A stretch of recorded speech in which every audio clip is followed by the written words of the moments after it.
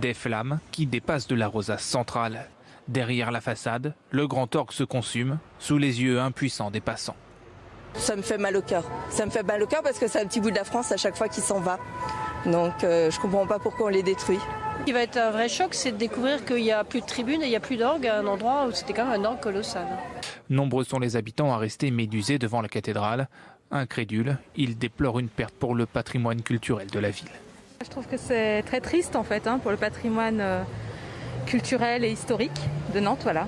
C'est sacré pour les croyants, donc déjà un soutien et une pensée pour eux. Et puis au-delà de ça, c'est un patrimoine important pour Nantes. Aujourd'hui, voilà, cette cathédrale est debout, donc je pense qu'à cette image-là, les Nantais, il faut qu'on soit debout. Un traumatisme qui en réveille un autre dans l'esprit des Nantais, celui de l'incendie de la toiture et de la charpente de janvier 1972. J'étais très jeune, j'avais 4 ans, mais je m'en souviens parce que en fait, c'était en pleine nuit.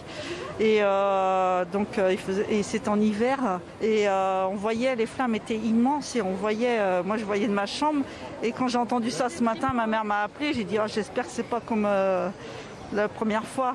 Un cauchemar pour certains qui rappelle aussi l'incendie d'une autre église nantaise, celui de la basilique Saint-Donatien, située à quelques mètres de là.